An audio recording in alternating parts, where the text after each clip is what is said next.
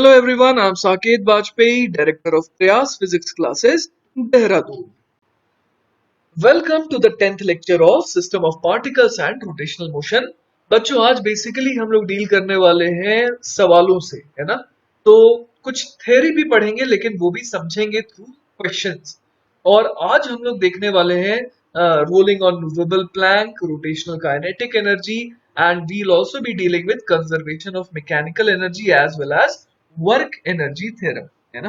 तो जैसे कि सबसे पहला टॉपिक जो आज हम लोग देखने वाले हैं वो है rolling on horizontal surface without friction. अब तक हम लोगों ने देखा था कि मान लीजिए रोलिंग हो रही है तो उस केस में हम लोगों ने देखा था कि फ्रिक्शन की रिक्वायरमेंट थी, लेकिन अब ऐसे केसेस से भी डील करेंगे जिसमें एक एक्सटर्नल फोर्स को अगर इस तरीके से अप्लाई किया जाए एक बॉडी पर सच दैट कि उस बॉडी को फ्रिक्शन की जरूरत ही ना पड़े प्योर रोलिंग परफॉर्म करने के लिए। तो चलिए इस टॉपिक को एक सवाल के थ्रू समझने की कोशिश करते हैं। सवाल है, a uniform round body of radius capital R and mass small m and its moment of inertia about center of mass O is ICM is given. A force capital F is applied at a height h above the center of the round body. Find the height at h at which force should be applied so that it rolls without friction. तो जैसा कि अपने को यहाँ पर diagram दिया हुआ है, यहाँ पर ये राउंड बॉडी दिखाई गई है, ये उसका सेंटर है और इससे h हाइट ऊपर एक फोर्स लगाया गया है कुछ इस तरीके से, है ना? अब हमें बताना है कि ये h की वैल्यू एग्जैक्टली क्या होनी चाहिए सच दैट कि अगर यहाँ पर फ्रिक्शन ना हो, है ना, अगर यहाँ पर फ्रिक्शन नहीं भी हो तो भी ये क्या परफॉर्म करे, प्योर रोलिंग परफॉर्म करे। बड़ा ही प्यारा सवाल है, चलिए इसे सॉल्व करने की कोशिश करते हैं। तो सबसे पहले मान लेते हैं कि ये जो सरफेस है ना, ये कैसा है, ये स्मूथ है। क्योंकि स्मूथ रहे चाहे रफ रहे, अपने को तो किस चीज से मतलब है, अपने को मतलब है कि फ्रिक्शन का यूज हो ही ना, है ना? तो क्यों ना स्मूथ ही मान लेते हैं, ठीक है?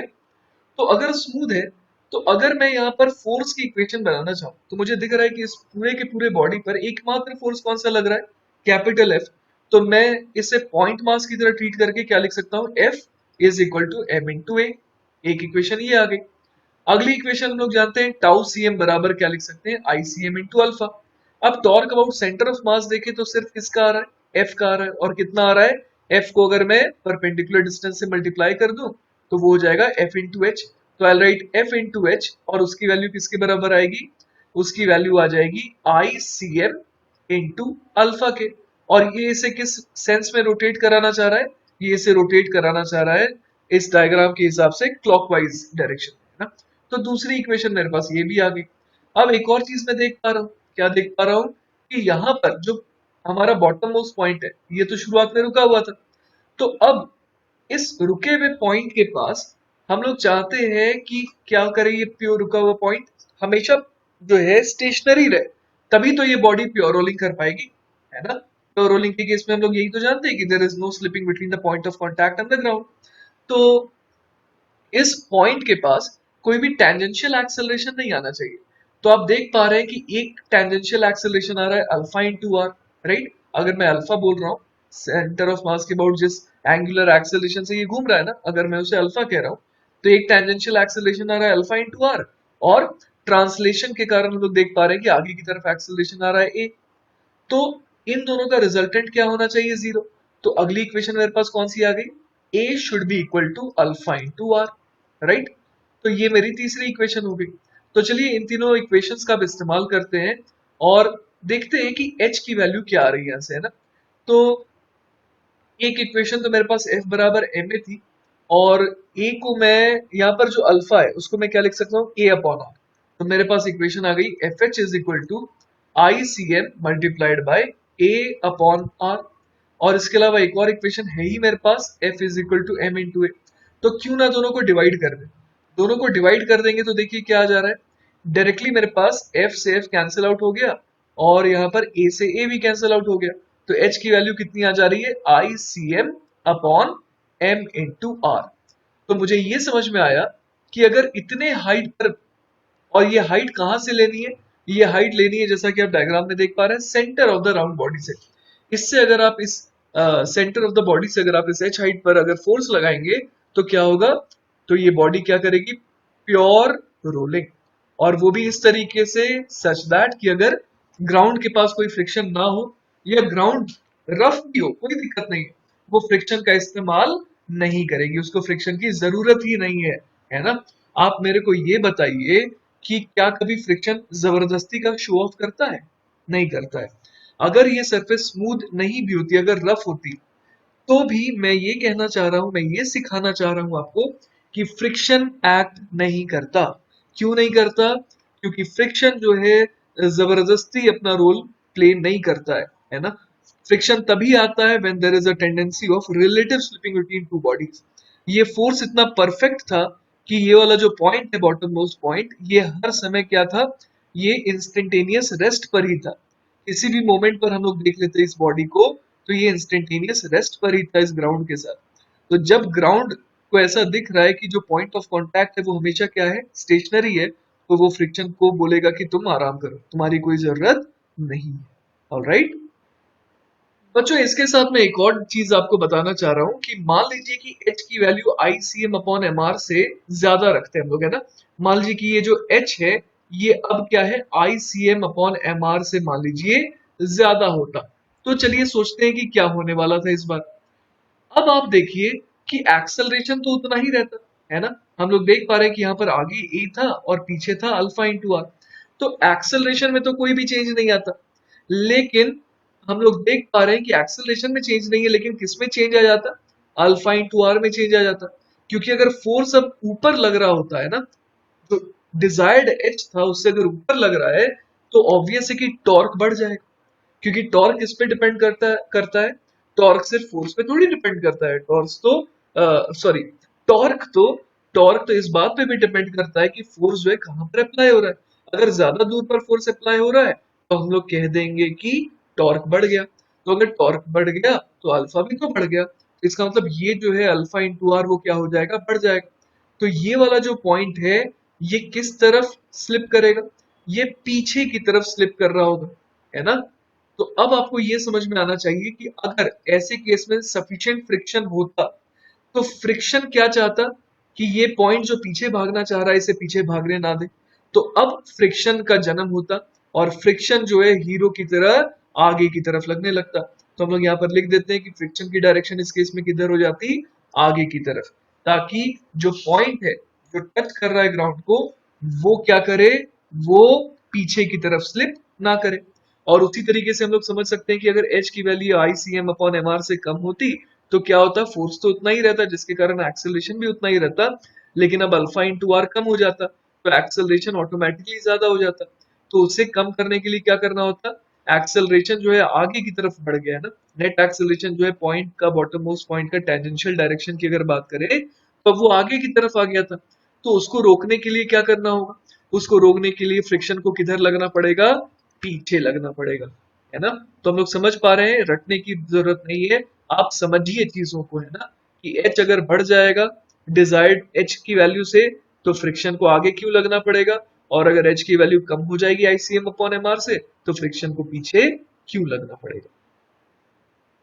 चलिए, तो अब आ जाते हैं नेक्स्ट सवाल पे, और नेक्स्ट सवाल है, a sphere of radius capital R rolls without slipping between two planks as shown. Fine, पहला पार्ट है speed of the centre of sphere, और दूसरा पार्ट है angular velocity of the sphere. इसका मतलब कि अपने को यहाँ पर इस डायग्राम में v नहीं पता और ओमेगा भी नहीं पता, सिर्फ क्या दिया हुआ है? v1 दिया हुआ है और v2 दिया हुआ है। तो चलिए इसे सॉल्व करने की कोशिश करते हैं। मुझे ये समझ में आ रहा है कि यहाँ पर बोला गया है कि ये जो रेडियस r का जो स्फीयर है ना, ये बिना स्लिपिंग के इन दोनों प्लैंक के बीच में रोल कर रहा है ना। तो इसका मतलब ये हो गया कि जो भी पॉइंट ऑफ कांटेक्ट है, उसकी स्पीड क्या होगी? जैसे ये पॉइंट ऑफ कांटेक्ट है, इसकी स्पीड एग्जैक्टली मैच कर रही होगी प्लैंक के साथ, तभी तो इन दोनों के बीच में कोई स्लिपिंग नहीं हो रही है। उसी तरीके से इसकी जो स्पीड होगी वही इसकी स्पीड होनी चाहिए। यही काम हम लोग क्या करते थे? ग्राउंड के साथ भी करते थे। अगर नीचे ग्राउंड होता था तो इसकी स्पीड को मजबूरन जीरो कर देते थे। लेकिन इस बार मूवेबल ग्राउंड है ना, ऐसा समझ सकते हैं। तो नीचे जो प्लैंक है उसकी स्पीड अगर v2 है, तो इसका मतलब ये जो स्फीयर है उसके इस वाले पोर्शन की भी स्पीड v2 होनी चाहिए। उसी तरीके से ये वाले पॉइंट की स्पीड कितनी होनी चाहिए? v1 होनी चाहिए। समझ में आ रही है बात? तो अपने को इन दोनों पॉइंट्स की स्पीड तो पता चल गई। तो लेट अस से कि जो velocity of centre of sphere है वो मान लीजिए कि v है, और जो एंगुलर वेलोसिटी है वो ओमेगा है ना। तो आपको याद होगा कि v और ओमेगा इन दोनों के इफेक्ट को मैं अलग अलग तोड़ करके लिख सकता हूँ, है ना। जैसे कि अगर मैं आपसे बोलूं कि ये जो पूरा का पूरा मोशन है, इसको अगर मैं दो पार्ट में तोड़ना चाहूँ तो मैं बड़े आराम से तोड़ सकता हूँ। देखिए कैसे। एक पार्ट में मैं क्या कहूंगा कि बॉडी सिर्फ और सिर्फ ओमेगा से घूम रही है, और एक में क्या कहूंगा कि हर एक पॉइंट जो है वो v से आगे जा रहा है। तो जो टॉप मोस्ट पॉइंट है उसकी स्पीड मैं इस हिसाब से कितनी लिख दूंगा, v plus omega into R. आगे की तरफ इसके कारण v आ गई और इसकी आगे की तरफ आ गई ओमेगा इंटू आर। अब v प्लस ओमेगा आर को होना कितना पड़ेगा, v1 के बराबर। उसी तरीके से ये वाली स्पीड पीछे हो गई कितनी, ओमेगा इंटू आर, और ये वाली स्पीड हो गई आगे की तरफ v। तो इन दोनों का रिजल्टेंट किधर आना चाहिए, आगे आना चाहिए, और मैग्नीट्यूड होना चाहिए v2। तो मैं क्या लिख दूंगा, v minus omega into R बराबर v2। तो देखिए मेरे पास दो इक्वेशन आ गई, इन दोनों को अगर ऐड कर देंगे तो ओमेगा आर गायब हो जाएगा। तो 2v बराबर कितना आ गया, v1 प्लस v2। तो यहाँ से मेरे पास v आ गया v1 प्लस v2 अपॉन 2। और इसी तरीके से चलिए अब ओमेगा निकालने की कोशिश करते हैं। ओमेगा कैसे आएगा, तो v minus omega into R बराबर v2 है। तो यहां से हम लोग ओमेगा बोल सकते हैं कितना, ओमेगा बोल देंगे v minus V two upon R. अब v हमने कितना निकाला था, v हमने निकाला था v1 plus V two upon two, है ना। तो इसमें से घटा देंगे v2 को और डिवाइड कर देंगे किससे, रेडियस से। तो देखते हैं ये कितना आ जाता है, ओमेगा की वैल्यू आ जाएगी v1 बाई टू, और ये बन जाएगा माइनस v2 बाई टू, और होल डिवाइडेड बाय आर। तो मेरा फाइनल आंसर क्या हो गया, ओमेगा बराबर v1 minus v2 upon twice of R. चलिए बच्चों, तो अब आ जाते हैं नेक्स्ट सवाल पे। अगला सवाल है, consider a disc of mass m1 and radius capital R placed on a rough plank of mass m2 which in turn is placed on a smooth horizontal surface.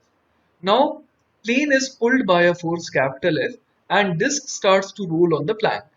If there is no friction anywhere, then find friction force acting on the disc and angular acceleration of the disc. चलिए अपने को जैसा समझ में आ रहा है कि ये जो डिस्क है ना वो किसी प्लैंक, और कैसे प्लैंक के ऊपर, एक रफ प्लैंक के ऊपर रखी हुई थी, है ना।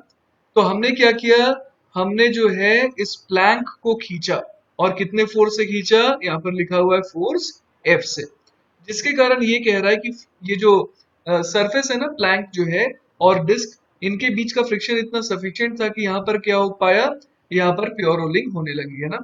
तो इसके अलावा और कहीं फ्रिक्शन नहीं है ना, ये लिखा है यहाँ पर if there is no friction anywhere, है ना। एनीवेयर कहने का मतलब ये कहना चाह रहा है एनीवेयर एल्स।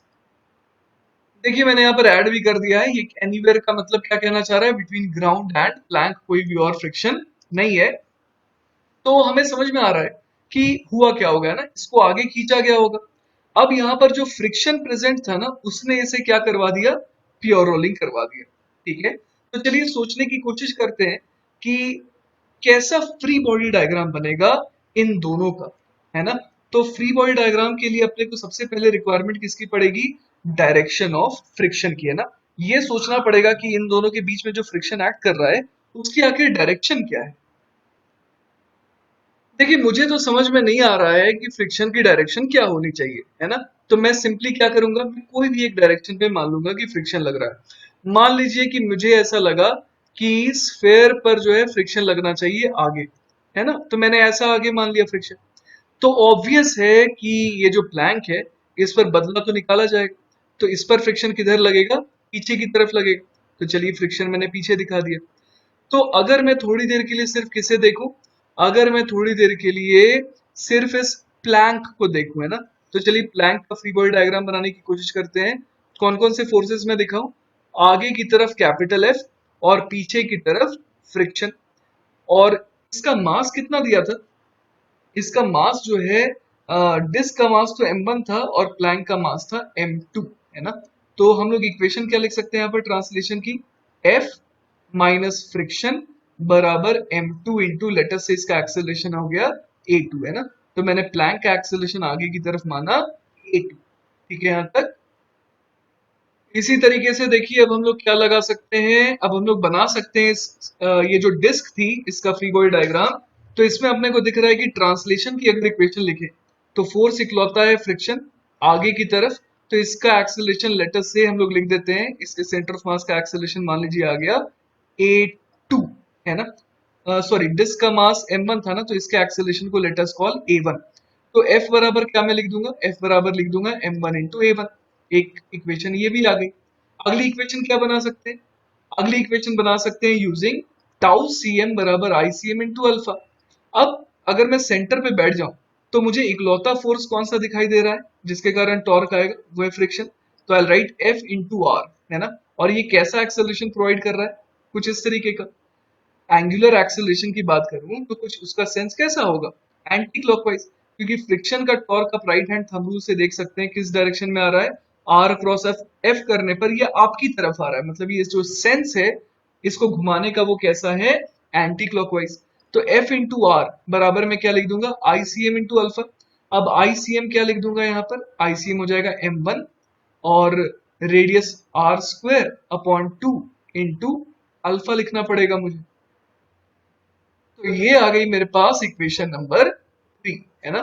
तो अब एक एक करके हम लोग यूज करना चालू करते हैं। पहले तो देखिए सिंपल हो सकता है, आर से आर कैंसिल आउट हो गया, तो मेरे पास क्या आ गया ऑलरेडी, मेरे पास आ गया friction is equal to M one R alpha upon to.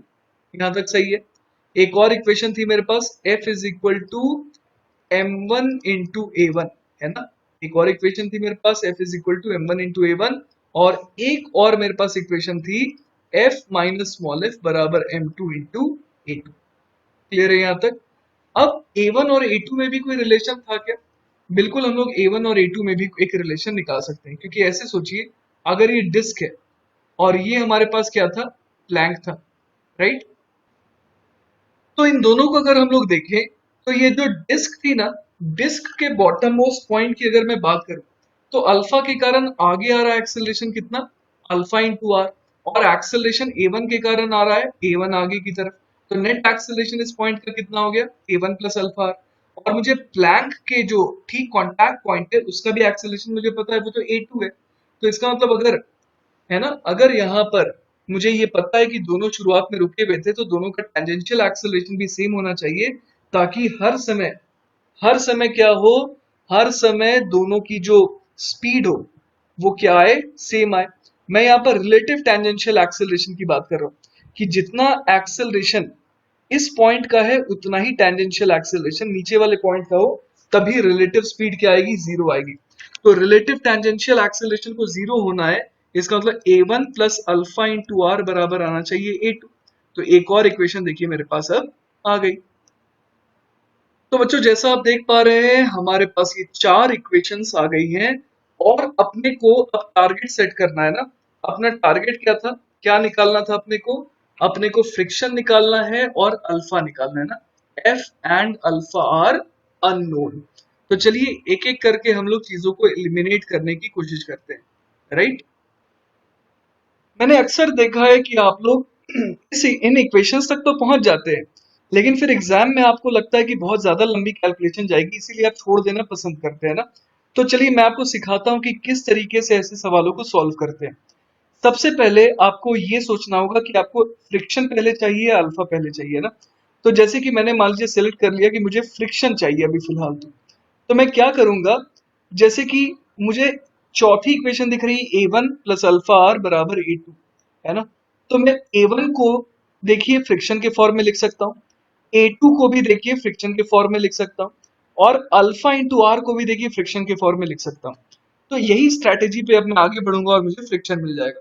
जैसे कि मैं ए वन को क्या लिख दूं, F upon M one plus alpha into R की वैल्यू क्या हो जाएगी, two F upon M one. सही है यहाँ तक। बराबर ए टू की वैल्यू क्या आ जाएगी, ए टू की वैल्यू आ जाएगी F minus small F upon M two. समझ पा रहे हैं आप। तो कितने आसानी से देखिए मैंने पूरी की पूरी इक्वेशन को अल्फा से हटा करके फ्रिक्शन में कन्वर्ट कर दिया।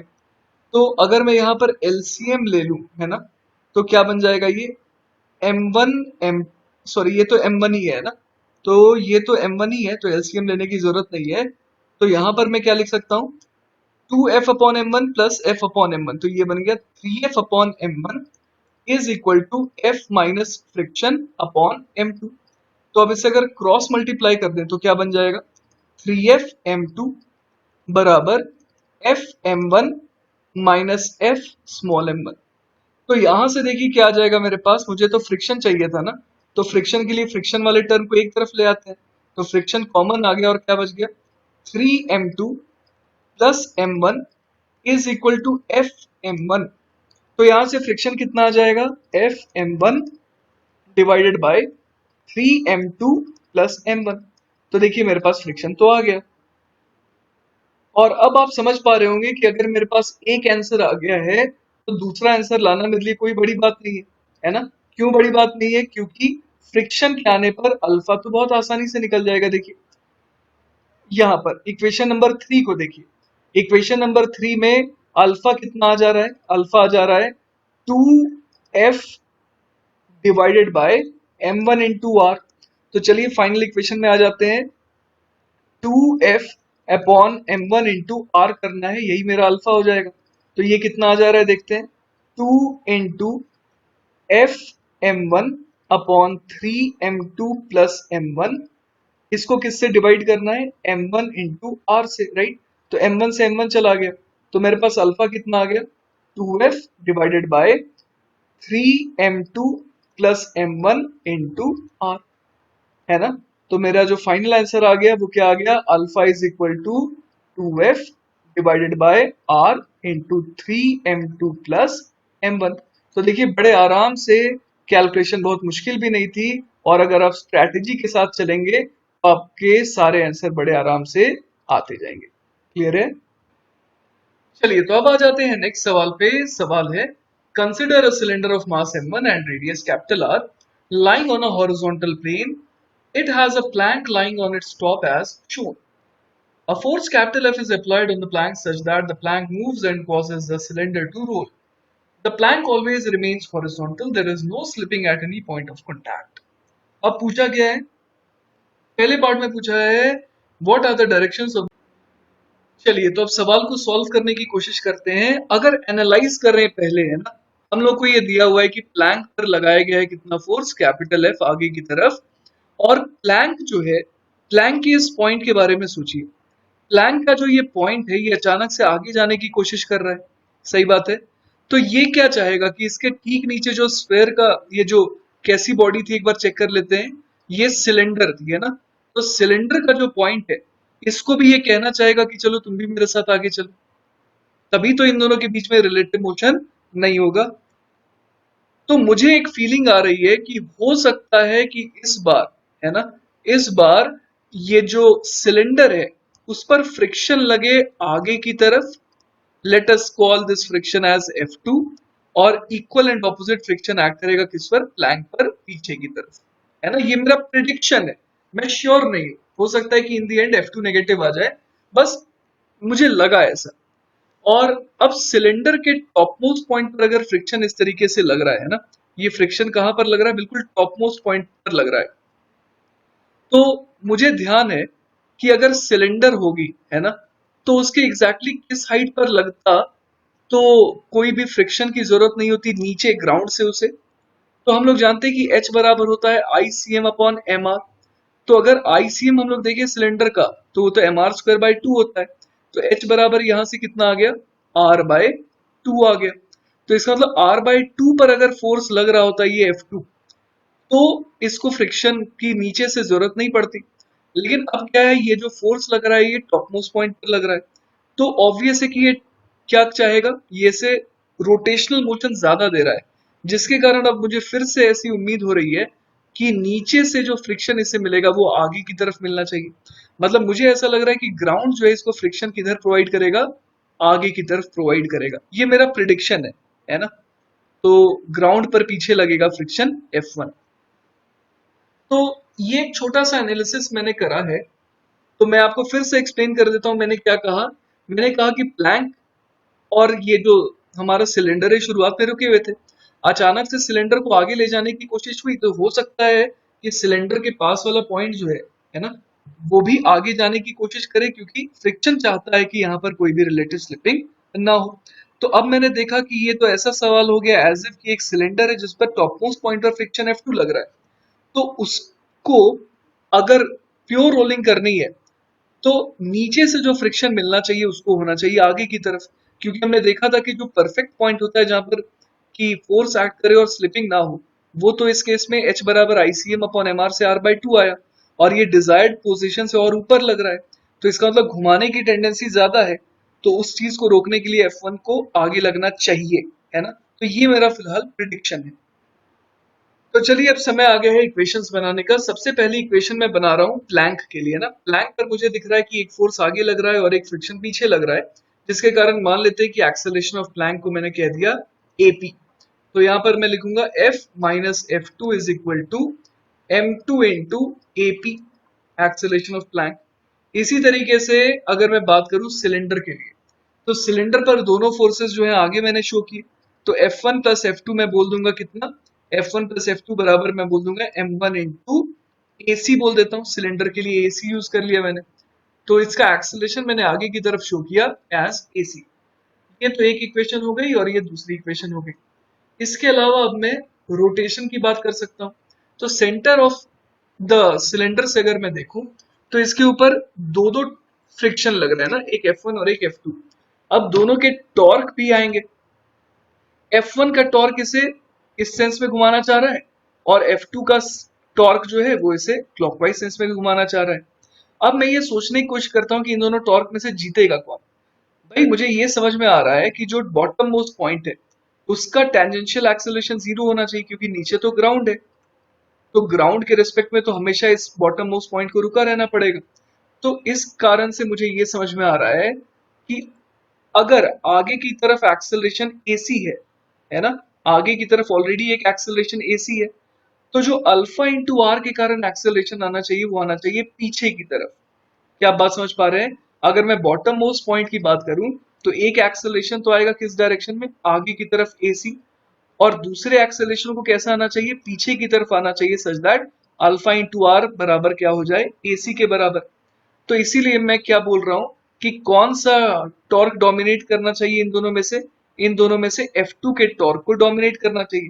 तभी तो नेट अल्फा जो है वो कैसा आएगा, वो इस क्लॉकवाइज सेंस का आएगा। तो मैं लिख दे रहा हूं F2 into R minus F1 into R बराबर M, कौन सा लें, M1 ले लेते हैं, M1 R square by 2 into alpha. ये मैंने कौन सी इक्वेशन लिखी, नेट टॉर्क बराबर I into alpha. Net torque की मैंने डायरेक्शन मान ली किस सेंस में है, ये है क्लॉकवाइज सेंस में, जिसके कारण अल्फा भी कैसा आ रहा है इसके पास, क्लॉकवाइज सेंस का आ रहा है ना। तो ये तो हो गई मेरे पास इक्वेशन नंबर 3। चौथी इक्वेशन मैंने अभी ओरली कह ही दी थी, तो AC बराबर क्या हो जाना चाहिए, अल्फा इंटू आर। ये हो गई चौथी इक्वेशन। और पांचवी इक्वेशन मुझे मिलेगी टॉप मोस्ट पॉइंट से। देखिए टॉप मोस्ट पॉइंट पर अगर हम लोग देखें, तो यहाँ पर है ना, बहुत ध्यान से सुनिएगा, यहाँ पर प्लैंक का एक्सेलरेशन तो आगे की तरफ आएगा ही, AP आएगा। अब अगर मैं टॉप मोस्ट पॉइंट की बात करूं ऑन द सिलेंडर, तो अल्फा नेट मैंने कैसा मान लिया, अल्फा तो मैंने ऐसा मान लिया, और साथ ही साथ एक्सेलरेशन ऑफ सिलेंडर आगे की तरफ है, तो दोनों एक्सेलरेशन यहाँ पर आगे की तरफ ही आ गए। तो मैं क्या लिख दूंगा, alpha into R plus AC को किसके बराबर होना पड़ेगा, AP के बराबर, क्योंकि दोनों शुरुआत में रुके हुए थे और दोनों के पास सडनली एक्सेलरेशन आया है, तो टेंजेंशियल एक्सेलरेशन दोनों का क्या होना चाहिए, सेम होना चाहिए, तभी तो कोई स्लिपिंग नहीं होगी। तो अगली इक्वेशन में क्या लिखूंगा, AP बराबर alpha into R plus AC। तो लिख देता हूं AP बराबर alpha into R plus AC। ये हो गई मेरी पांचवी इक्वेशन, है ना। तो अब आप देखिए मेरे पास 1 2 3 4 एंड 5 पांच इक्वेशंस आ गई है और मुझे इन्हें सॉल्व करना है। तो चलिए शुरू हो जाते हैं। तो देखिए अपने पास पांच इक्वेशंस है। अब मैं आपको सिखाता हूं कि किस तरीके से सॉल्व करते हैं। सबसे पहले अपना टारगेट निर्धारित कर लीजिए, जैसे कि मुझे निकालना है AC, है ना। तो मेरा टारगेट है कि सारी चीजों को AC के टर्म्स में ले आओ। तो सबसे पहले तो एक रिप्लेसमेंट मुझे दिखाई दे रहा है, कौन सा, अल्फा इंटू आर, जहां भी दिखेगा उसको मैं किससे रिप्लेस कर दूंगा, AC से, है ना। तो एक रिप्लेसमेंट तो बड़े आराम से मुझे अब दिखाई दे रहा है। तो यहां पर जैसे कि इसका मैं यूज कर सकता हूं, तो मैं इक्वेशन क्या लिखूंगा, AP बराबर अल्फा आर की जगह AC प्लस AC। तो इसका मतलब क्या आ गया यहां से, AP बराबर आ गया ट्वाइस ऑफ AC। तो जहां कहीं भी AP दिखाई देगा अब मैं उसे रिप्लेस कर दूंगा किससे, ट्वाइस ऑफ AC से। All right. तो इस तरीके से हमारे को आगे बढ़ना होगा। जैसे एपी मुझे कहाँ पर दिखाई दे रहा है, एपी मुझे यहाँ पर दिखाई दे रहा है।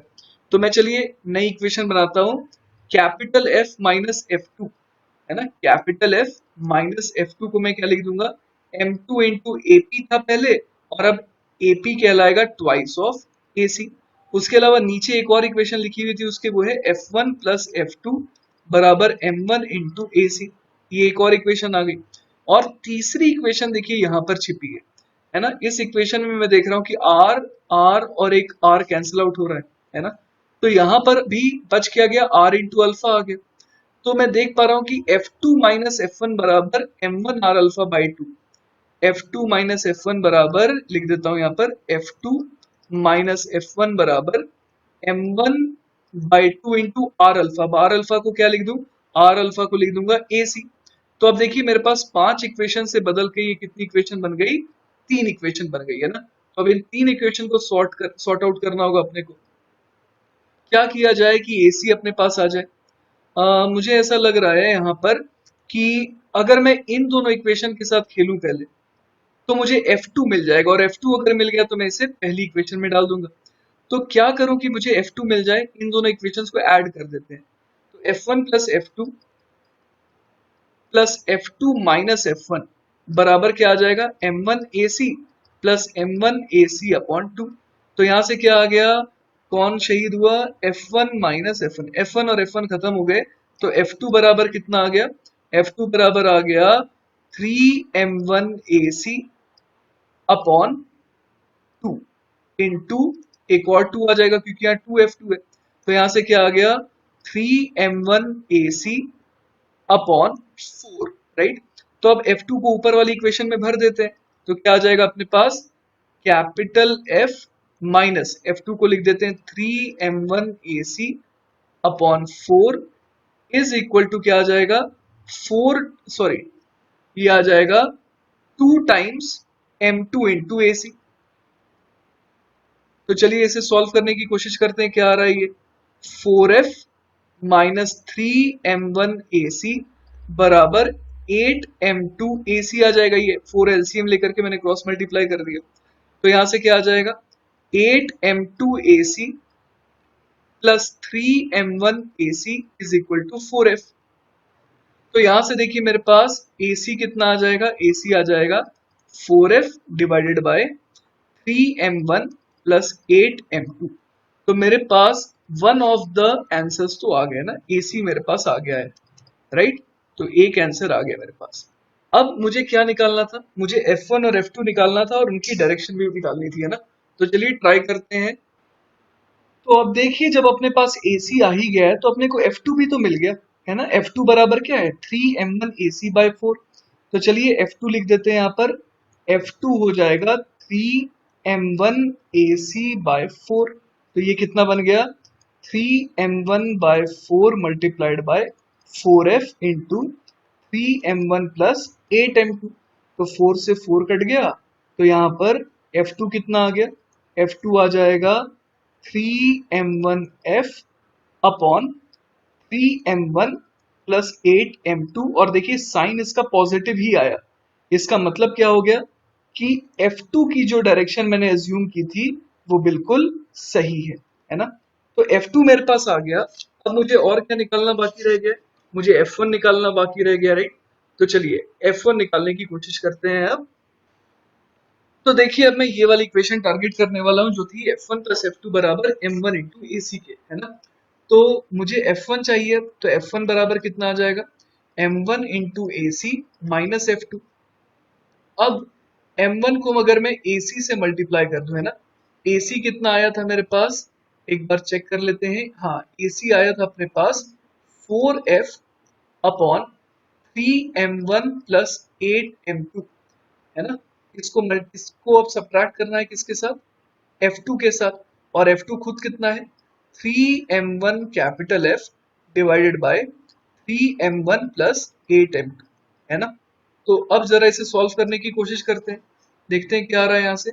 F1 बराबर आ जाएगा 3M1 प्लस 8M2, ये तो डिनोमिनेटर में एज इट इज आ गया, और ऊपर क्या बच गया 4M1F माइनस 3M1F। तो ये आ गया m1 इंटू एफ। तो अगेन जो डायरेक्शन मैंने अपने हिसाब से चुनी थी वो देखिए कितनी सही आ गई है ना। तो मतलब जो मैंने प्रिडिक्ट किया था वही हुआ है। और अगर नहीं भी होता तो भी मुझे कोई दिक्कत नहीं था, क्योंकि डायरेक्शन जो है वो ऑटोमेटिकली चेंज हो जाती है एज पर द साइन। अगर मान लीजिए F1 नेगेटिव आता तो जो मैंने डायरेक्शन एज्यूम करी थी उसको मैं पलट देता। पर चलिए इस बार मेरा जो मैंने जो सोचा वो बिल्कुल सही बैठा। चलिए तो अब आ जाते हैं नेक्स्ट सवाल पे। नेक्स्ट सवाल है, a long horizontal plank of mass m is lying on a smooth horizontal surface. A solid sphere of same mass m and radius r is spun about its own axis with angular velocity omega naught and gently placed on the plank. The coefficient of friction between the plank and the sphere is mu. After some time, the pure rolling of the sphere on the plank will start. Find the time at which pure rolling starts. तो जैसा कि हम लोग देख पा रहे हैं यहाँ पर दोनों के मासेस सेम है और एक प्लैंक है नीचे। और हम लोग समझ पा रहे हैं कि प्लैंक शुरुआत में जमीन पर थी और इस बार रोटेट करके किसे हम लोगों ने जेंटली रख दिया, हमने जेंटली रख दिया इस सॉलिड स्फेयर को, है ना, उसकी एक्सिस के अबाउट घुमा करके। तो हमें ये साफ दिख रहा है इस बार कि इस बार जो है यहाँ पर कैसा फ्रिक्शन ऐड करेगा, काइनेटिक फ्रिक्शन। क्योंकि यहाँ जो बॉटम मोस्ट पॉइंट है उसकी टेंडेंसी किधर को है, जाने की पीछे की तरफ। तो अब मुझे काफी क्लैरिटी है कि इस फेयर पर तो फ्रिक्शन बॉटम मोस्ट पॉइंट पर किधर लगना चाहिए, आगे की तरफ, और बदले में प्लैंक पर लगेगा पीछे की तरफ। समझ पा रहे हैं आप? क्योंकि यहाँ पर अब मुझे साफ दिख रहा है कि रिलेटिव मोशन की डायरेक्शन कैसी है ना। जैसे ये जो स्फेयर है वो तो इस पॉइंट की अगर बात करें तो पीछे जाना चाह रहा है, तो फ्रिक्शन उसे आगे की तरफ धक्का देना चाहेगा। तो इवेंचुअली होने क्या वाला है, बहुत मजेदार चीज होने वाली है यहाँ पर। शुरू में देखिए इस सॉलिड स्फीयर के पास कोई भी वेलोसिटी नहीं थी। तो अब फ्रिक्शन अगर आ गया आगे की तरफ तो इवेंचुअली ये धीरे धीरे स्पीड गेन करता जाएगा और इसके पास आगे की तरफ कुछ खास स्पीड आ जाएगी।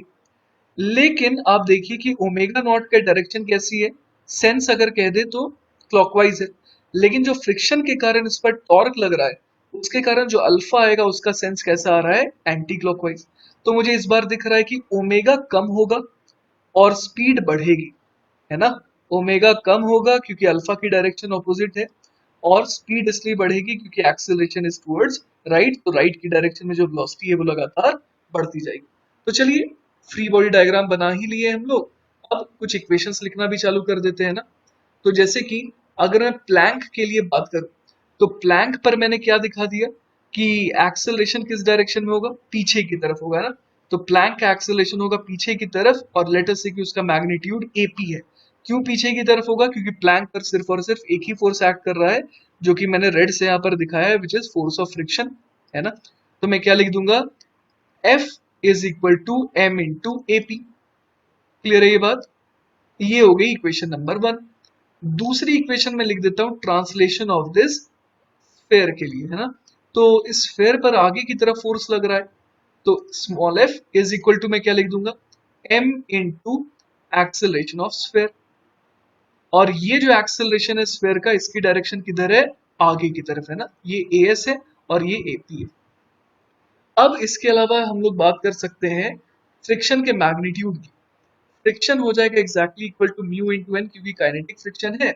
और मुझे ये भी समझ में आ रहा है कि यहाँ पर नॉर्मल रिएक्शन की वैल्यू mg के बराबर आएगी, क्योंकि सॉलिड ये जो स्फेयर है ये जितने फोर्स से दबाएगा उतना ही फोर्स ऊपर भी इस पर लगेगा। तो यहाँ पर क्या आ जाएगा, म्यू इंटू एम इंटू जी।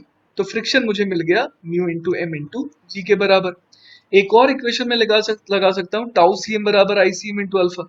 अब मुझे साफ दिख रहा है कि ये जो स्फेयर है ना, ये जो स्फेयर है इस पर फ्रिक्शन लग रहा है राइट की तरफ, और इसके टॉर्क का सेंस मैंने ऑलरेडी ब्लू कलर से दिखा दिया है। किस डायरेक्शन में है ये सेंस, अगर मैं बात बोलूं तो ये है एंटी क्लॉकवाइज सेंस, और डायरेक्शन अगर मैं बोलूं तो राइट हैंड थंब रूल से ये आपकी तरफ हो जाएगा, है ना। तो यहाँ पर मैं इक्वेशन लिख सकता हूँ टॉर्क के मैग्नीट्यूड की। टॉर्क का मैग्नीट्यूड हो जाएगा F into R, which is equal to I C M into alpha. अब moment of inertia solid sphere का होता है 2/5 mr स्क्वायर, तो 2/5 mr square into alpha. Clear है यहाँ तक बात? तो ये हो गई इक्वेशन नंबर 4। तो चलिए ऐसे सवालों को सॉल्व करने के लिए ना आपको मैं एक बड़ा सिस्टमैटिक अप्रोच बताता हूँ।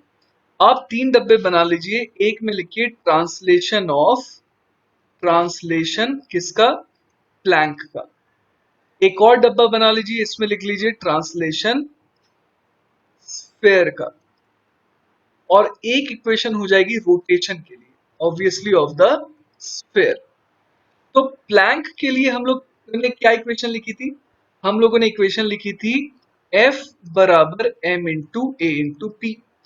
ट्रांसलेशन ऑफ स्फेयर के लिए हम लोगों ने क्या इक्वेशन लिखी थी, F बराबर m इंटू ए इंटू एस, राइट। और उसके अलावा हम लोगों ने रोटेशन ऑफ स्फेयर के लिए क्या इक्वेशन लिखी थी, F इंटू आर बराबर 2/5 mr² इंटू अल्फा। और एक कॉमन इक्वेशन थी F बराबर mu into M G, right. तो अब एक चीज देखिए जरा कि किसी टी टाइम पर, है ना, किसी टी टाइम पर इस प्लैंक की स्पीड कितनी हो जाएगी, पहले तो वो निकालते हैं। तो स्पीड v बराबर हम लोग जानते हैं u plus A T, initially plank रुका हुआ था, तो मैं क्या लिखूंगा 0 plus A P into T. तो यहाँ से vp कितना आ गया, velocity of plank, speed of plank कितना आ गया, वो आ गया F T upon M. I think आप समझ पा रहे हैं। इसी तरीके से स्फेयर के लिए मैं क्या लिख सकता हूँ, किसी भी टी टाइम पर vs बराबर क्या लिख दूंगा, vs बराबर मैं लिख दूंगा इसकी भी कोई ट्रांसलेशन वेलोसिटी तो नहीं थी शुरुआत में, तो इसके लिए क्या आ जाएगा, इसके लिए आ जाएगा as इंटू टी। और as कितना हो जाएगा, f by M into T. तो दोनों की स्पीड किसी टी टाइम पर, ऑब्वियसली ये टी टाइम कौन सा है, ये टी टाइम उस समय का है जब तक काइनेटिक फ्रिक्शन एक्ट कर रहा है ना, तभी ये इक्वेशन वैलिड है। तो स्पीड ऑफ प्लैंक और speed of sphere, speed of sphere कौन सा, स्फेयर का कौन सा पॉइंट, सेंटर ऑफ मास, इन दोनों की स्पीड जो है किसी भी टी टाइम पर क्या आ रही है, सेम आ रही है, अगर मैं काइनेटिक फ्रिक्शन लगने वाले मोमेंट तक की बात करूं।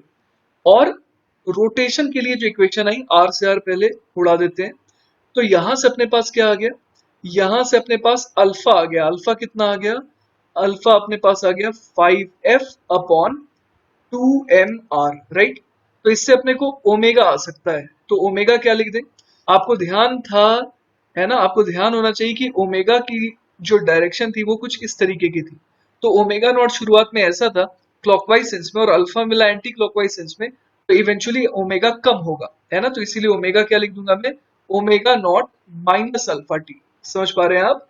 तो यहां से ओमेगा कितना आ जा रहा है, ओमेगा आ जा रहा है omega naught minus 5f upon 2mr into T. अब देखिए मैं तीनों को किस तरीके से कंबाइन करूंगा। मुझे ये पता है ना, मुझे ये जरूर पता है कि प्लैंक की जो स्पीड आएगी वो किस डायरेक्शन में आएगी, टुवर्ड्स लेफ्ट। वही देखिए मैंने यहाँ पर वीपी से शो किया है कि जो स्पीड ऑफ प्लैंक है वो टुवर्ड्स लेफ्ट आएगी। उसके अलावा centre of mass of the ये जो स्फेयर है ना, इसकी स्पीड भी किधर आएगी, टुवर्ड्स राइट आएगी और वीएस के बराबर आएगी। और हमने देखा था कि इनिशियली ओमेगा नॉट था इसकी एंगुलर स्पीड, और धीरे धीरे वो कम हो रही थी, तो लेटर से किसी टाइम टी पर ओमेगा हो गया, तो ओमेगा इंटू आर पीछे की तरफ आ रहा है। तो अब मैं क्या बोल सकता हूं कि अगर मैं पॉइंट ऑन द स्फेयर और पॉइंट ऑन द प्लैंक, इन दोनों पॉइंट्स की बात करूं, तो जैसे ही एक पर्टिकुलर मोमेंट पर क्या चालू हो गया होगा, मान लीजिए एक पर्टिकुलर मोमेंट पर सडनली इन दोनों की स्पीड जैसे ही बराबर हो जाएगी, तो उस समय क्या होगा, उस समय फ्रिक्शन सडनली क्या हो जाएगा, डिसअपियर हो जाएगा। क्योंकि फ्रिक्शन तभी तक एक्ट करता है जब तक दो पॉइंट के बीच में रिलेटिव मोशन हो रहा हो। अगर दोनों पॉइंट के बीच में मान लीजिए रिलेटिव मोशन यहाँ पर नहीं हो रहा है ना, और ये मोशन, तो यहाँ पर फ्रिक्शन की तो जरूरत ही नहीं लग रही है ना, मस्त उस ओमेगा, उस स्पीड और उन वीपी के साथ ये तीनों चलते रहेंगे फिर। तो हम लोग यहाँ पर क्या लिख सकते हैं, वीपी बराबर omega R minus V S. ये इन तीनों को कनेक्ट करने वाली बहुत ही इंपॉर्टेंट इक्वेशन है। आगे की तरफ वीपी को किसके बराबर होना पड़ेगा, आगे की तरफ ओमेगा आर माइनस पीछे की तरफ वी एस। तो चलिए फाइनली ये कनेक्टिंग इक्वेशन लिख देते हैं नीचे, वीपी बराबर omega R minus V S. अब अपने को दिख रहा है कि आंसर बहुत आसानी से आ जाएगा। कैसे आ जाएगा, वीपी ये रहा, वीएस ये रहा, और ओमेगा ये रहा। तो चलिए भर देते हैं यहाँ पर। तो देखिए अगर तीनों को भर देते हैं तो अपने पास क्या आ जाता है, वीपी के बजाय मैंने एफ टी बाई एम लिख दिया, वीएस के बजाय एफ टी बाई एम लिख दिया, और ओमेगा के बजाय मैंने omega naught minus 5 F T upon 2 M R लिख दिया यहाँ पर। तो अगर इसको फर्दर सॉल्व करें तो ये क्या बन जा रहा है, 2ft/m बराबर omega naught are minus 5ft/2m। अगर इसको फर्दर सॉल्व करें तो क्या बन जाएगा, ये 5/2 है और ये कितना है, 2 है। तो 2 को मैं क्या बोल सकता हूँ, 2 को मैं 4/2 बोल सकता हूँ, तो ये बन जाएगा 9/2 ft/m is equal to omega naught into R. अब f की वैल्यू हमें पता है कितनी है, म्यू एम जी, तो मैं भर देता हूँ यहाँ पर 9/2 into mu M G into T upon M बराबर ओमेगा नॉट इंटू आर आ गया। तो अगर इसको फर्दर देखें तो m से m कैंसिल आउट हो गया, तो अपने पास टाइम कितना आ गया, टाइम अपने पास आ गया 2 omega naught R upon 9 mu g, है ना। तो ये अपना जो है आंसर है। और इस मोमेंट पर हम लोग समझ पा रहे हैं कि क्या हो जाएगा, इस मोमेंट पर सडनली फ्रिक्शन जो है वो गायब हो जाएगा, क्योंकि अभी तक काइनेटिक फ्रिक्शन लग रहा था और इस पर्टिकुलर मोमेंट पर स्पीड, एंगुलर स्पीड वगैरह इतने अच्छे तरीके से सिंक हो गए कि अब जो है कोई भी स्पीड चेंज होने की जरूरत नहीं है, तो आराम से इसी तरीके से ये मोशन चलता रहे। चलिए तो let's move on to the next question. सवाल है, सिलेंडर ऑफ रेडियस r बराबर 10 centimetre is placed between the two planks. If mass of cylinder is equal to 2 kg, find the kinetic energy of the cylinder assuming that there is no slipping at any point. और अपने को diagram में देखिए ये दे रखा है कि planks जो है उनकी स्पीड क्या है। तो आपको याद होगा आज ही हम लोगों ने इस तरीके का सवाल करा था, तो उसमें हम लोगों ने क्या करा था, टॉप मोस्ट पॉइंट के लिए, है ना, मान लीजिए इसकी स्पीड मैंने बोल दी v1, तो ये v1 किसके बराबर होगा, 10 के बराबर होगा। तो इसका मतलब कि ये जो सिलेंडर है इसके टॉप मोस्ट पॉइंट की स्पीड कितनी है, 10 मीटर पर सेकेंड, और इसी सिलेंडर के बॉटम मोस्ट पॉइंट की स्पीड सिमिलरली कितनी हो जाएगी, 4 मीटर पर सेकेंड। समझ में आ रही बात। तो अब हम लोग अगर वेलोसिटी ऑफ सेंटर ऑफ मास और ओमेगा निकाल सके तो अपने को काइनेटिक एनर्जी आ जाएगी, राइट। तो चलिए कोशिश करते हैं। ऊपर वाले के लिए हम लोग क्या इक्वेशन लिख सकते हैं, ये अज्यूम करते हुए कि ये जो सिलेंडर है उसकी ट्रांसलेशनल वेलोसिटी है v और जो एंगुलर वेलोसिटी है वो ओमेगा।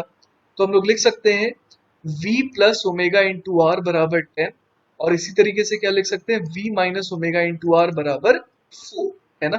तो यहां से देखिए अपने को क्या आ जाएगा, अपने पास आ जाएगा 2v बराबर 14, तो v बराबर कितना आ जाएगा, 7 मीटर पर सेकेंड। मतलब इस सिलेंडर की जो सेंटर ऑफ मास की स्पीड है वो कितनी है, 7 मीटर पर सेकेंड। और ओमेगा अगर निकालना चाहे तो किसी भी एक इक्वेशन में पुट कर दीजिए। तो ओमेगा यहाँ से कितना आ जाएगा, ओमेगा आ जाएगा 10 माइनस वी अपॉन आर। तो ये देखिए कितना आ जा रहा है, 10 माइनस 7 इज 10 माइनस 7, और इसको डिवाइड कर देंगे किससे, आर से, है ना। तो ये कितना आ गया, 3 अपॉन आर आ गया। अब अपने को सवाल में देखिए आर कितना दिया हुआ है, आर दिया हुआ है 10 सेंटीमीटर, है ना। तो यहाँ पर लिख देते हैं 3 अपॉन 10/100, तो ये कितना हो जाएगा, 30 रेडियन पर सेकेंड, है ना। तो ओमेगा अपने पास आ गया। तो अब मेरे को ये समझ में आ रहा है कि ये जो सिलेंडर था ना मेरे पास, चलिए मैं सिलेंडर का डायग्राम बना देता हूँ। इसके पास दो चीजें हैं, एक तो आगे की तरफ वेलोसिटी कितनी है, v बराबर 7 मीटर पर सेकेंड, और जो ओमेगा आया, ओमेगा कितना आ गया, 30 रेडियन पर सेकेंड। तो मैं देख रहा हूँ कि ये दो अलग अलग काम कर रहा है, एक तो ट्रांसलेट कर रहा है और एक रोटेट कर रहा है। तो kinetic energy because of translation plus kinetic energy because of rotation, इन दोनों का समेशन टोटल काइनेटिक एनर्जी बन जाएगा। तो काइनेटिक एनर्जी ट्रांसलेशन में कितनी लिख दूं, half M V square, plus kinetic energy rotation के कारण कितनी लिख दूं, half I C M omega square. तो ये कितना बन जा रहा है, ये बन जा रहा है हाफ इंटू, अपने को मास दिया हुआ था कितना, 2 किलोग्राम, है ना। तो मास दिया हुआ है 2 किलोग्राम इंटू स्पीड कितनी आई, 7, तो 7 का square, plus half into ICM कितना हो जाएगा, एम आर स्क्वायर बाई 2, तो यहाँ लिख देते हैं एम आर स्क्वायर बाई 2। और ओमेगा, ओमेगा हम लोगों ने एक्चुअली निकाल रखा है 30 है, तो यहाँ पर 30 का स्क्वायर कर देंगे। तो 2 से 2 चला गया, तो ये कितना बन गया, 49 प्लस, अब इसकी कैलकुलेशन कर लेते हैं, 900 अपॉन 4, और m कितना था, m था 2 किलोग्राम, और रेडियस था 10 सेंटीमीटर, राइट। तो 10 अपॉन 100 का भी होल स्क्वायर, तो 0 से 0 चला गया यहाँ पर, और अपने पास रह कितना जाएगा, 49 plus 900 upon 4 into 2 upon 100, right. तो 0 से 0 गया, ये कितना बन गया 49 प्लस 2 से 2, तो ये 4.5, 49 प्लस 4.5, और सब कुछ एसआई यूनिट में, इसीलिए एनर्जी भी जो आ गई जूल्स में आ गई, तो हमारा फाइनल आंसर कितना हो गया 53.5 जूल, है ना। ये टोटल काइनेटिक एनर्जी आ गई। क्लियर है ये सवाल? कुछ भी नहीं करना था, बस काइनेटिक एनर्जी को दो अलग अलग फॉर्मेट में तोड़ करके क्लब कर देना था। चलिए तो अब आ जाते हैं नेक्स्ट सवाल पर। नेक्स्ट सवाल है, a solid sphere starts to roll without slipping on a rough inclined plane, find friction force acting on it, minimum coefficient of friction mu naught for pure rolling, और आखिरी पार्ट में पूछा है work done by friction if mu is equal to mu naught by 4 when displacement of centre of mass is x। तो चलिए सवाल तो आसान लग रहा है। इसके पहले दो पार्ट में तो अपने को डायरेक्ट, मेरे को लगता है, फॉर्मूला लगा देना होगा, क्योंकि हम लोगों ने इंक्लाइन के लिए देख रखा है कि अगर सफिशिएंट फ्रिक्शन है ना, अगर रोलिंग करवाने के लिए सफिशिएंट फ्रिक्शन है, तब तो डायरेक्ट फॉर्मूला हम लोगों ने डिराइव कर रखा है। और मैंने आपको सजेस्ट भी किया था कि आप याद रखें, फ्रिक्शन का फॉर्मूला कितना आता था, फ्रिक्शन का फॉर्मूला आता था mg sine theta divided by 1 plus M R square upon ICM। याद आ रहा है? और इसी तरीके से म्यू का भी फॉर्मूला आपको याद होना चाहिए, है ना। म्यू का फॉर्मूला कितना था, G tan theta upon 1 plus M R square upon ICM। तो चलिए अब तो कुछ करना नहीं है, पहले दो पार्ट में बस वैल्यूज पुट करके इसमें देखते हैं कि आंसर कितना आ रहा है ना। तो अपने को इसमें कुछ दिया है क्या, हाँ यहाँ पर साइन थीटा है और आई दिया हुआ है ना। तो आई जो है सॉलिड स्फीयर के लिए कितना हो जाएगा, I for a solid sphere, है ना, सॉलिड स्फीयर के लिए ये हो जाता है 2/5 एम आर स्क्वेयर, है ना। तो फ्रिक्शन यहाँ से कितना आ जाएगा, mg sine theta divided by 1 plus, यहाँ पर एम आर स्क्वेयर अपॉन कितना करना होगा, एम आर स्क्वेयर अपॉन करना होगा 2/5 एम आर स्क्वेयर। तो ये कितना बन जाएगा, ये बन जाएगा mg sine theta divided bye, ये तो 5/2 प्लस 2/2 मतलब ये हो गया 7/2, मतलब 2/7 mg साइन थीटा, है ना। तो अपना फ्रिक्शन तो आ गया। इसी तरीके से म्यू कितना आ जाएगा, म्यू भी आ जाएगा हमारे पास 2/7, इसको म्यू नॉट बोल देते हैं, 2/7 tan थीटा, है ना। कोई बड़ी बात नहीं है, ये तो ए पार्ट का जवाब हो गया और ये बी पार्ट का जवाब हो गया। मजा तो अब आएगा, क्योंकि अब सवाल में कह रहा है कि सी पार्ट में देखिए क्या कह रहा है कि अब जो फ्रिक्शन है ना, वो फ्रिक्शन कितना है, mu friction coefficient mu naught by 4 है। इसका मतलब जो फ्रिक्शन कोएफिशिएंट है वो सफिशिएंट नहीं होने वाला इस बार प्योर रोलिंग करवाने के लिए, राइट।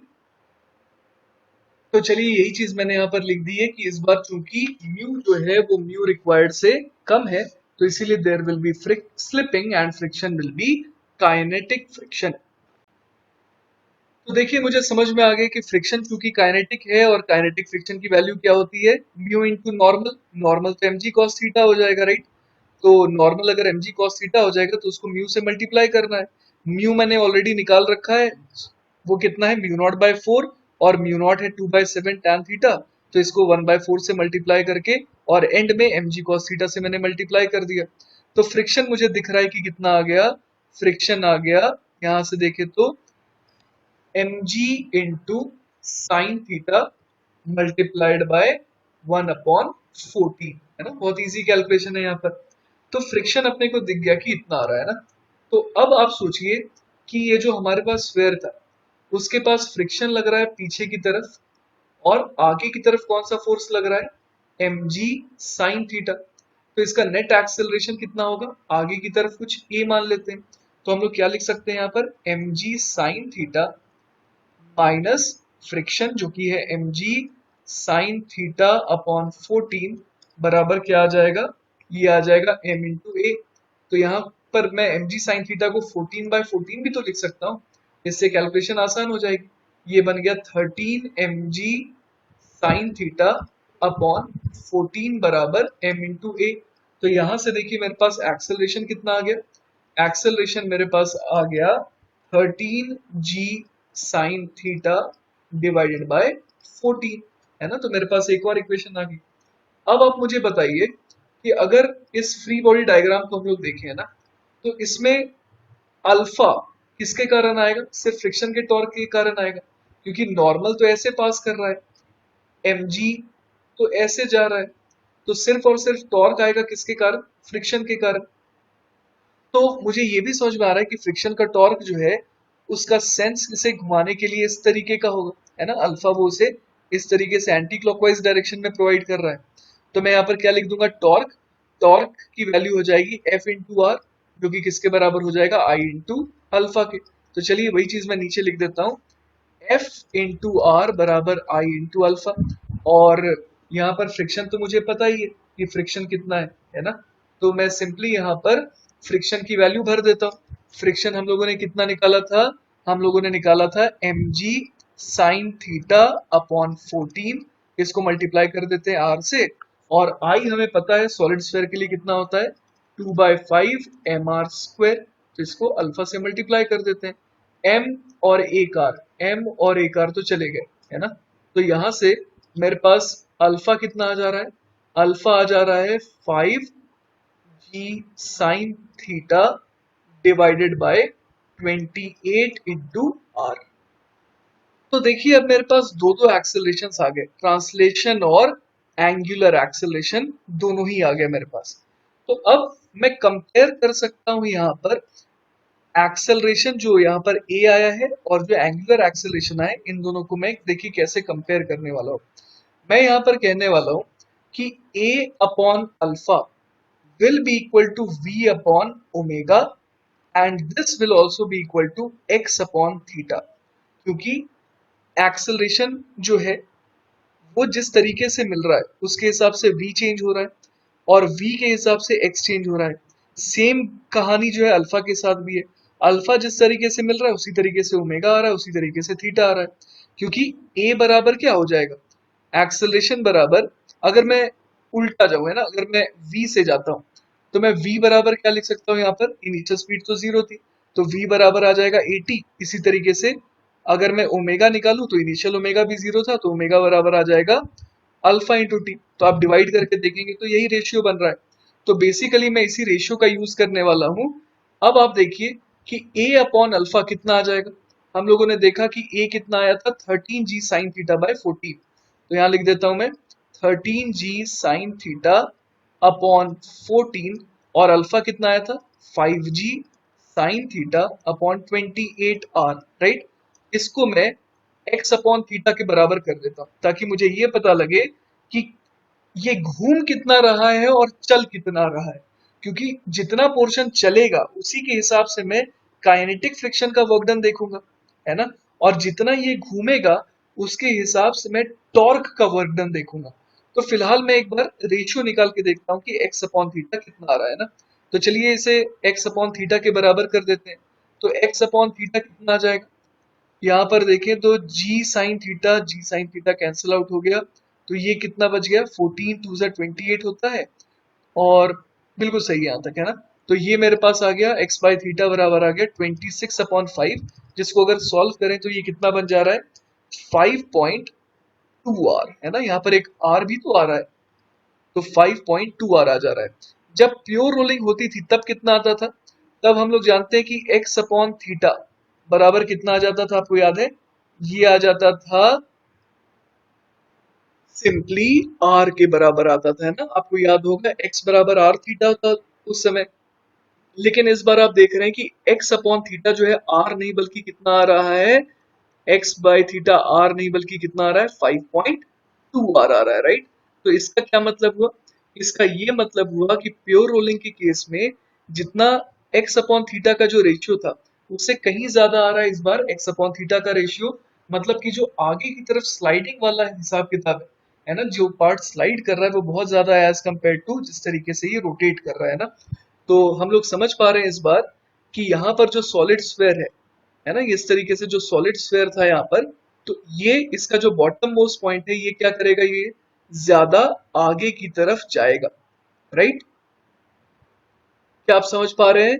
क्योंकि यहाँ पर जो आर थीटा की वैल्यू है पीछे की तरफ, है ना, वो कम है एज कंपेयर टू एक्स, है ना।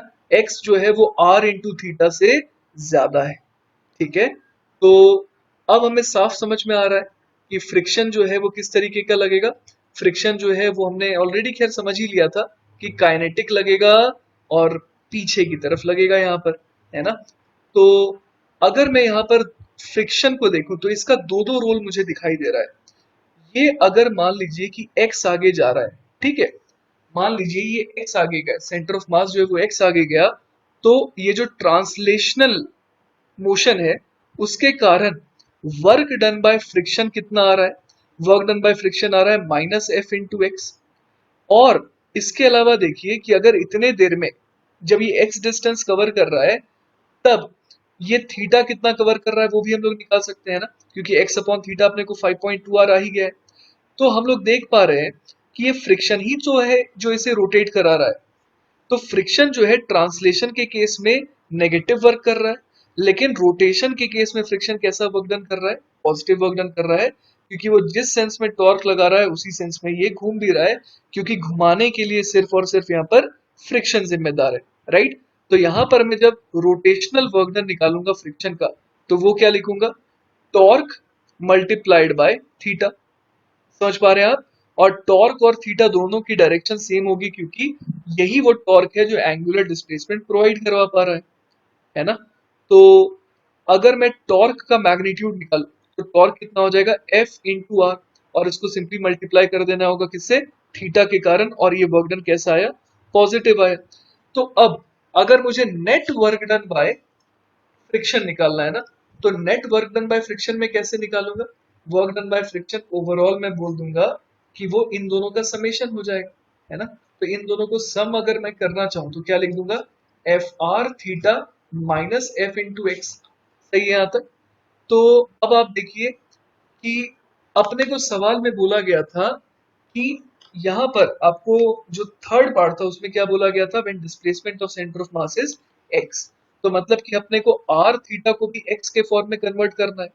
तो r थीटा की वैल्यू क्या आ जाएगी, x अपॉन 5.2, है ना। r इंटू थीटा की वैल्यू कितनी हो जाएगी, x अपॉन 5.2। तो यहाँ मैं लिख देता हूँ x अपॉन 5.2, और ऊपर क्या आ जाएगा, f आ जाएगा, माइनस क्या करना है, f इंटू x करना है। तो जैसा कि आप देख पा रहे हैं मैंने फ्रिक्शन की वैल्यू कितनी रख दी, mg साइन थीटा अपॉन 14, है ना। और उसको मैंने x से मल्टीप्लाई कर दिया, क्योंकि f इंटू एक्स कॉमन लिया जा सकता था, और 1/5.2 -1।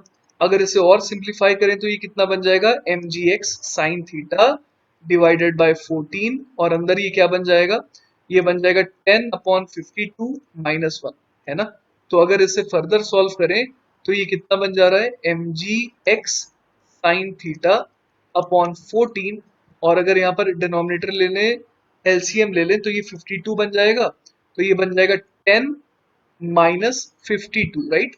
तो ये कितना हो जा रहा है, ये हो जा रहा है -mgx साइन थीटा, और ऊपर बच जा रहा है 42/14 इंटू 52। 14 3 42 होता ही है।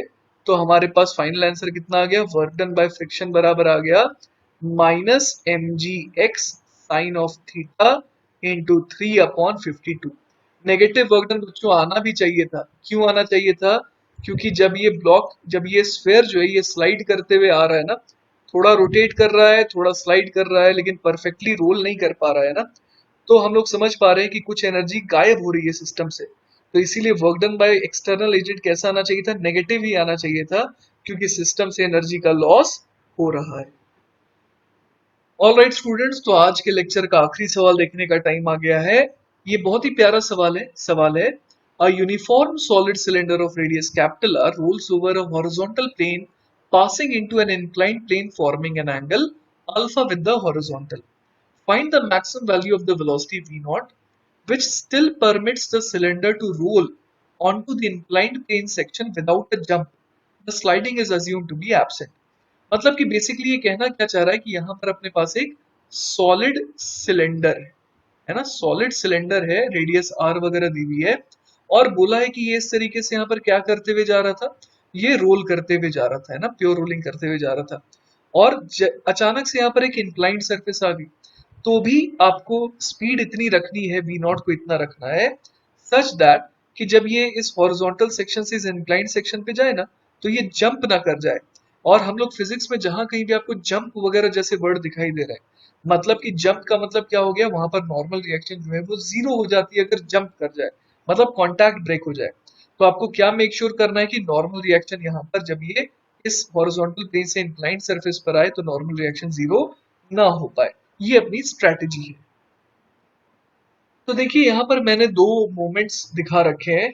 एक कि जब ये इस तरीके से रोल करते हुए आ रहा था और हॉरिजॉन्टल सरफेस पर था आखिरी बार, और उसके बाद ये जंप नहीं किया है ना, स्पीड वी नॉट हमने ऐसी रखी कि ये जंप नहीं किया और इस पॉइंट को पकड़ करके ये इस इंक्लाइंड सरफेस तक पहुंच गया।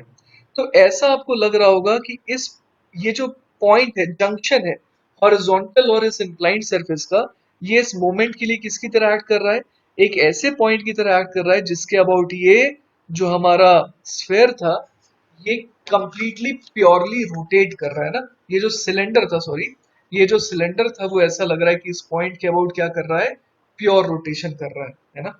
हम लोग आगे आने वाले लेक्चर्स में पढ़ेंगे कि इस पॉइंट का नाम होता है ICOR, मतलब इंस्टेंटेनियस सेंटर ऑफ रोटेशन। और हम लोग इस बार इस सवाल में फील भी कर पा रहे हैं कि ये जो सिलेंडर था वो इस पॉइंट को छोड़ा नहीं है ना, क्योंकि यही दोनों पॉइंट, यही जो इकलौता पॉइंट है, यही तो इस हॉरिजॉन्टल और इस इंक्लाइंड सरफेस का कनेक्शन है। इस पॉइंट को इसने छोड़ा नहीं और इसको होल्ड करते हुए ये इंक्लाइंड सरफेस पर पहुंच गया। तो हम लोग देख पा रहे हैं कि शुरू में सेंटर यहाँ पर था और बाद में सेंटर थोड़ा नीचे आ गया, राइट। रेडियस तो आर दी हुई है अपने को, तो हम लोग समझ सकते हैं कि कुछ जो यहाँ पर चेंज आएगा काइनेटिक एनर्जी में, उसका कारण एक तो क्या होगा यहाँ पर कि पोटेंशियल एनर्जी में देखिए कमी आई है ना। आप बड़े आराम से यहाँ पर देख सकते हैं कि यहाँ पर थोड़ी तो पोटेंशियल एनर्जी में कमी आई है जो कि इस फॉर्म में रिफ्लेक्ट होगी as change in kinetic energy, right. उसके अलावा देखिए अगर मैं इस पर्टिकुलर मोमेंट को कंसिडर करूं, है ना, ये वाले मोमेंट को कंसिडर करूं, तो आप देख पा रहे हैं कि, अच्छा चलिए मैं पुराने वाले डिस्क को थोड़ी देर के लिए मिटा देता हूं ना, ये मैंने मिटा दिया ताकि आपको थोड़ी और क्लैरिटी मिले। आप मुझे बताइए कि इस पर कौन सा फोर्स लग रहा है इस समय। इस पर लग रहा है एक तो नॉर्मल रिएक्शन जो परपेंडिकुलर टू द सरफेस होगा, उसके अलावा कौन सा फोर्स लग रहा है, नीचे की तरफ लगेगा mg, राइट। लेकिन आप सवाल की कंडीशन को देखिए, सवाल में बोला गया है कि जस्ट वी नॉट इतना होना चाहिए सच दैट कि ये जंप ना करे। तो एन को हम लोग क्या ले लेंगे, यहाँ पर जीरो ले लेंगे। जस्ट यहाँ पर हम लोग कह सकते हैं कि नॉर्मल रिएक्शन क्या हुआ, जीरो हुआ। तो अब देखिए अगर ये इस पॉइंट के अबाउट क्या कर रही है, प्योर रोटेशन कर रही है, तो सेंटर ऑफ मास को अगर मैं देखूं तो उसको किस चीज की रिक्वायरमेंट होगी, सेंट्रीपिटल फोर्स की, राइट। तो सेंट्रीपिटल फोर्स कौन बन गया यहाँ पर, mg का ये वाला कंपोनेंट, राइट। तो अगर मैं देखूं यहाँ पर तो ये वाला जो एंगल है वो कितना आ जाएगा, ये एंगल आ जाएगा अल्फा। कैसे आ जाएगा अल्फा ये, तो देखिए सवाल में अपने को ये वाला एंगल अल्फा दिया हुआ है, राइट। तो बहुत आसान है, अगर ये अल्फा है तो ये वाला 90 माइनस अल्फा, तो ये वाला भी 90 माइनस अल्फा, तो ये जो बच गया वो हो गया अल्फा। तो अपने को समझ में आ रहा है कि mg का जो कॉस ऑफ अल्फा कंपोनेंट है that is going to play the role of mv square by R, जहां पर v मैंने क्या माना है, इस सेकंड मोमेंट पर जो इसकी स्पीड हो गई उसे मैंने v माना है, ठीक है, क्योंकि ओरिजिनल स्पीड तो मैंने क्या मानी थी इसकी, v नॉट मानी थी, है ना। तो चलिए दूसरी इक्वेशन जो एनर्जी कंजर्वेशन की आने वाली है उसके लिए अपने को ये कैलकुलेट करना होगा कि एग्जैक्टली सेंटर ऑफ मास कितना नीचे गया है ना।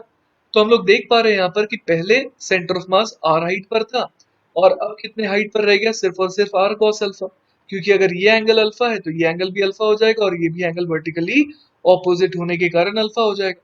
तो अपने को दिख रहा है कि ये हाइट आर है, ये लेंथ आर है, तो ये वाला कॉम्पोनेंट इसका आर कॉस अल्फा हो गया, राइट। ये हो गया आर कॉस अल्फा। इसका मतलब कि पोटेंशियल एनर्जी में कितने से कमी आई है, तो वो हो जाएगा mgr minus mgr cos of alpha.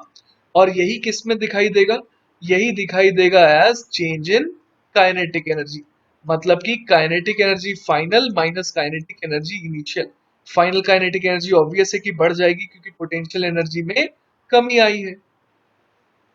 तो अब जस्ट बिकॉज कि अपने को ऐसा दिख रहा है कि ये बॉटम मोस्ट पॉइंट के अबाउट क्या कर रहा है, प्योर रोटेशन कर रहा है, तो हम लोग सिंपली क्या बोल सकते हैं कि ये इससे इस पॉइंट से पास करने वाली एक एक्सिस जो कि स्क्रीन के परपेंडिकुलर होगी, उसके अबाउट ये प्योर रोटेशन कर रहा है। तो हम लोग बोल सकते हैं कि काइनेटिक एनर्जी फाइनल और काइनेटिक एनर्जी इनिशियल, उसको हम लोग क्या लिख सकते हैं, हाफ, इस पॉइंट का नाम अगर मैं P दे दूं तो half I P into omega square minus half I P into omega naught का स्क्वायर। क्योंकि ये तो क्या कर रहा है इस पॉइंट के अबाउट या फिर इस एक्सिस के अबाउट, ये क्या कर रहा है, प्योर रोटेशन कर रहा है।